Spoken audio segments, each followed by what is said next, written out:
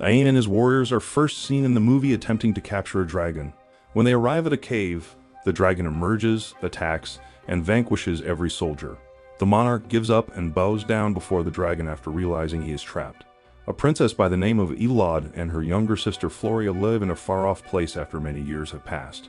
Their true mother died away from illness a long time ago, so they now live in a kingdom with their father and stepmother. Meanwhile, without adequate food or water, people were suffering in the bitter winter of Lo's kingdom. Elod made the decision to collect firewood for them since she wanted to assist. They soon saw a train coming from a far-off kingdom known as Aria. Elodie received a letter from Aria representatives suggesting that she wed Prince Ara. Elodie was originally opposed, but her father persuaded her with promises of prosperity and pleasure. He thought their people would thrive with the arrival of the prince. El eventually consented to the union and made his way to Ara. They traveled through an enigmatic mist and were greeted by two enormous sculptures of dragons. El was glad when they entered Aria, despite her initial nervousness. It was a far cry from her own country, where there was an abundance of resources and luscious vegetation all around. The royal treasurer later greeted them and showed them to their ready chamber.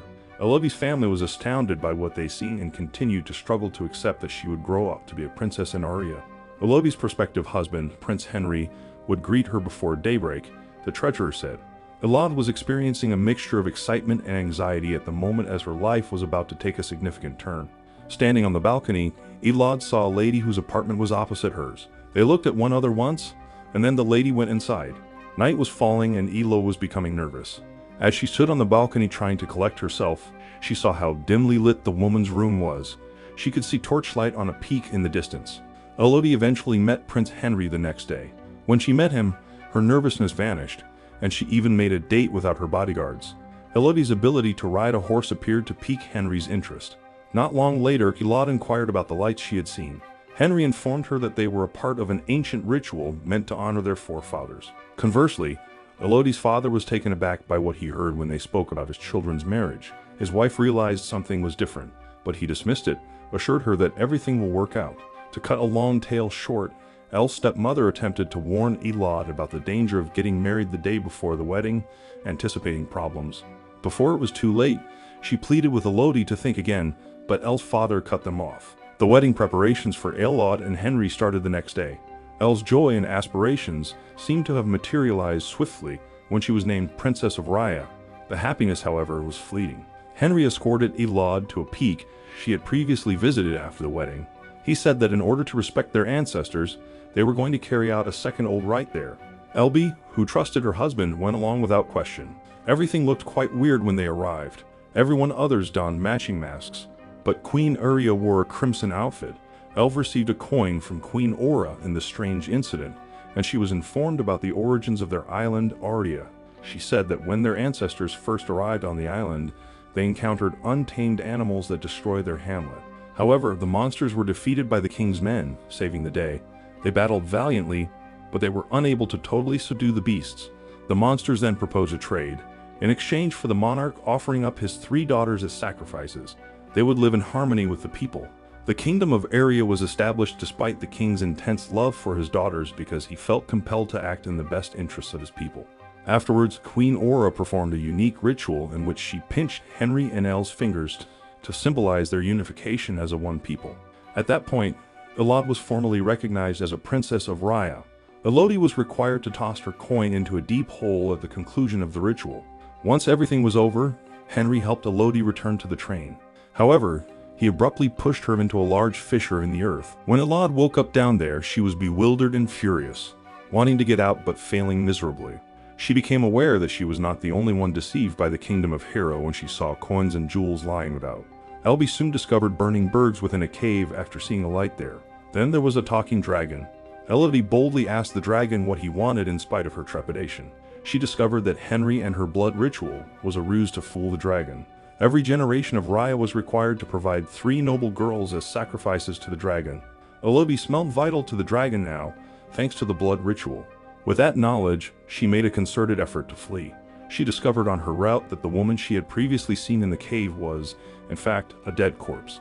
She understood that the lights from the torches were meant to be a sacrifice for the dragon made by Henry's first wife. Elod was so angry and untrusting that she took refuge in a tunnel passageway away from the dragon.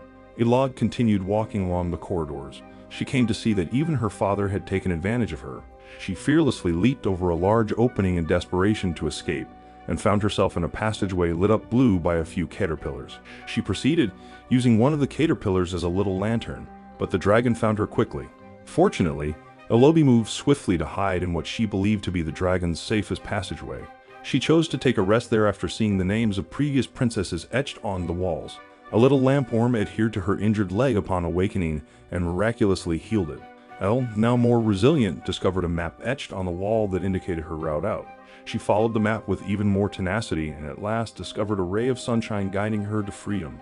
A crown with the initials V was also discovered by her, indicating that Victoria had persevered in trying to survive up to this point.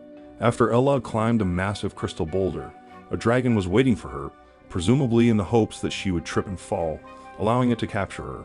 Fortunately, she was able to reach where she wanted to go by holding on to another crystal. However, as it happens, it was simply another really steep mountain trail. The dragon materialized out of nowhere and no one was able to flee. Elod turned to face the other side and saw a frightening message that read, "No one is safe," along with Victoria's skull. Elod accepted her circumstances because she thought there was no way out. The dragon was ready to release its fiery breath when someone within the cave yelled her name. The dragon bolted off to investigate. Elle's father and a few soldiers showed there to save her, as it turned out. However, the dragon became enraged by their shouts and attacked them without them even realizing it. Elod, in the meanwhile, ran toward her father after hearing his voice. However, while traveling, she came to discover 3 deceased young dragons who were still in their eggshells. The king whom we had seen earlier in the scenario was connected to this catastrophe. 3 freshly born female dragon babies had been slaughtered by him and his warriors. The dragon negotiated with the monarch that 3 of the king's daughters would have to be sacrificed every generation as payback. The dragon threatened to wipe out the Kingdom of Aria and all of his royal lineages if this didn't happen. The dragon ambushed Elle's father and his 2 soldiers while they were searching for her. However, Elod, who was hiding nearby, unintentionally made a sound just when her father was in danger. The dragon turned to face him when it heard it. Fortunately, the sound of a guide attempting to flee diverted the dragon. Elle rushed to her father, using the diversion as an opportunity. However, Floria and her stepmother were still waiting for them on the ship, so he ordered her to depart immediately using the rope at the door. Her father apologized to Elod, knowing that his time was going short. She moved swiftly, pulling herself up the rope. However, the dragon saw her and pursued her. Fortunately, Elod was able to flee in time. She used her horse as bait while hiding behind a boulder, knowing the dragon was still nearby. The dragon, believing it had lost her, became very enraged and spat fire at the ceiling. Spectators believed Elod had made his getaway. Soon after, Floria, who was aboard the ship to replace Elod, and Elod's stepmother were to be apprehended by Queen Aria's men. Henry attempted to stop his mother from fusing Floria's blood with her own, but Queen Aria would stop at nothing to save her realm. Her own hand was heard, and she blended Floria's blood with her own. Elod, in the meanwhile, briefly felt secure until seeing her stepmother in pain.